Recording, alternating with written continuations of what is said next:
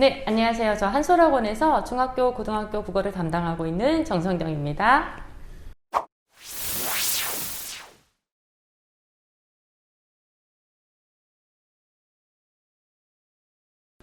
예를 들자면 배우는 과목부터 그냥 중학교 때는 학교 교과서에서 그냥 주르륵 배웠다라면 이제는 그것들을 세분화시켜서 좀 더 자세히 나눠서 자세히 본다고 생각하면 되는 거예요. 그냥 가볍게 지나갔던 것들이 이제 왜 이게 피동인지, 왜 이게 주동이고 능동이고 사동인지에 대해서 조금 더 자세히 들어가고 왜 이게 되지 않는지에 대한 것들도 나오고, 그러니까 중학교 때는 얘가 피동이라는 게 있다, 사동이라는 게 있다 정도만 한다면 이제 거기에서 좀 더 구체화가 들어가는데, 애들이 중학교 때 배우고 있던 그것들을 가지고 기반으로 놓고 공부를 하기에는 생각보다 양이 방대해요. 특히 이제 문법만 봐도 뭐 굳이 예를 들자면 지금 우리가 주격조사 이가만 얘기를 하지만 뭐 고전문법에서는 이가 자음이 나올 때와 모음이 나올 때, 다른 모음이 나올 때 했을 때 그 형태들을 우리가 보이지 않는 것들을 찾아낼 수 있는 능력까지 갖추고 있어야 되기 때문에 많이 어렵죠. 지문의 길이는 애들이 읽다 지칠 정도? 중학교 교과서 지문은 한 페이지에 반 정도니까 그냥 그 안에서 해석이 가능한 정도가 나오지만, 사실 어머니들 모의고사나 수능의 문제들을 보면 한 번쯤 다 보셨죠. 근데 거기에서 보면 한 페이지 자체가 지문일 때도 있기 때문에 조금만 정신을 아니면 머릿속에서 내용을 구조화시키지 않으면 놓치기가 쉽죠.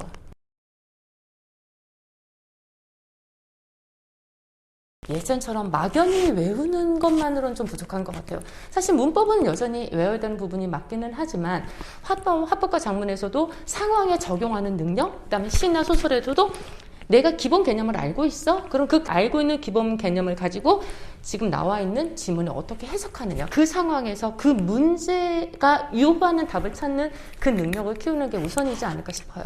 국어 같은 경우는 다른 과목과는 또 달리 비교과 지문이라는 게 들어오고, 같은 것도 내가 알고 있는 걸로 설명을 해주면 쉽지만 사실 모르는 거 지문을 끌어다 놓으면 모를 수밖에 없는 거잖아요. 그래서 지금은 모의고사 기출문제들을 가지고 이게 이건 건가? 하고 새로운 문제 유형들, 이런 문제들이 나오는구나 정도 몸으로 좀 익혀보는 거. 그 다음에 또 아이들이 여태까지는 훈련이 좀 안 되어 있겠지만 시간을 정해놓고 그 시간 안에 문제를 해결하는 능력, 그러니까 두 가지인 거죠. 문제도 풀어야 되고 시간도 줄여야 되고, 이런 연습 좀 필요하지 않을까 싶어요. 뭐 이제 학습에 대한 내용 같은 거는 이제 계속 세워나가야 되는 부분인 거고, 가장 크게 느껴지는 부분들이 그런 게 아닐까 싶어요.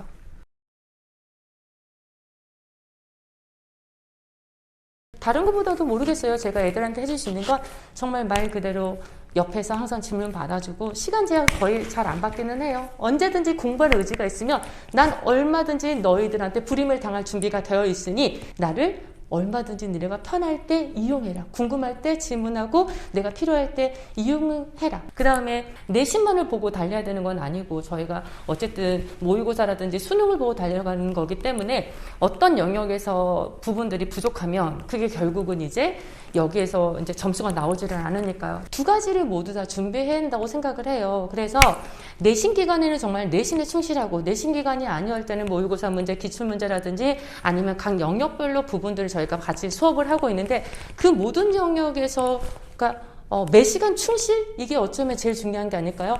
가르치는 내용 자체가 중요한 게 아니라 무엇을 배우든지 그 시간 안에 배워야 될 것을 제대로 배워나가고 자기 걸로 만드는 게 가장 중요하다고 생각을 해요.